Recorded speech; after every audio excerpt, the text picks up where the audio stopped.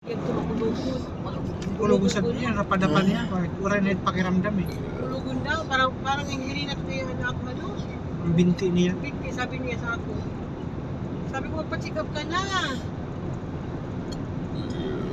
Pagtipix, ano ko sa kanya, pa-check up ka na po. Sabi ka na sa ospital. Napakulog sa Sabi ni ate, alam mo, sige ko ngayon, Irina. Kulugon daw. Sabi ko, tubig yan na ano, hindi pa malakas ng tubig. Siyempre sa lawas mo, bibili na ito ng Hindi sabi. Ito anak masyado lagi para yun. Ano nga kay kita, 70% sa lawas na tubig yan. yung kakaon mo, nahulos. Kaya baga Mas sabi kilo to, ko, may tubig yun. bakit 87 kilos ako, 70% sa lawas ng tubig. Pag ano naman, pag pa-dialysis ka niya, may bago ka isa lang, makakato ka sa kiluhan.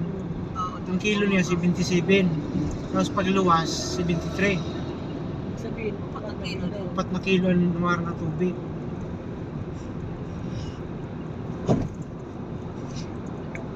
Kaya baga sa namatay yan to, pag sabi ko 39% ko nila niya. Inano, ito din yun, tinusok pa. Sa? Hindi sa, ano niya, sa tiyan. Yan. Kaya hinalihan si tubig. Oo. Kaya ano, gusto ko na. Tutugan tiyan sa ito eh.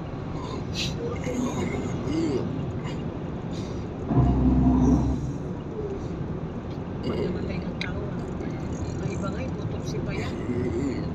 Makaimod ka dun sa crime lab na yun. Kasi kung balboy na putas, ano trabaho Yung niya? kikiriluan, laman loob yun.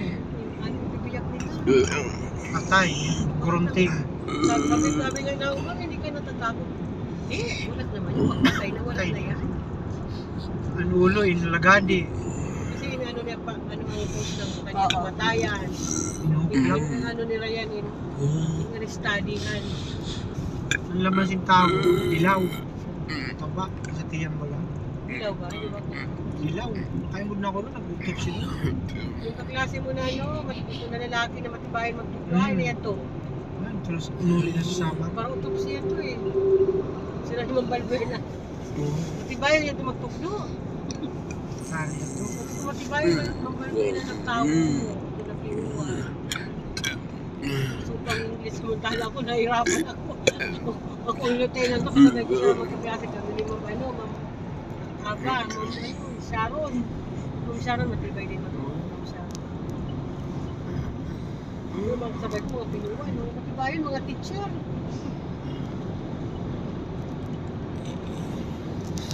Yung balboy na nga, tagal na nun.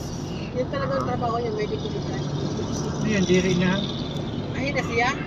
SDS na yun. Position na yun. Assistant chief admin. Grabe naman pagkatawa. Hindi makasawa. May boyfriend man kasi. May asawa man si Bumaga. Wala si namin tagasa. Turak na. Gusto gano'n ko ba ni Ma'am? Kasi ka nagsituman. Noon yung pag-birthday, puntahan natin si Mama. Kasi nung nakaraan, iniintay ka noon.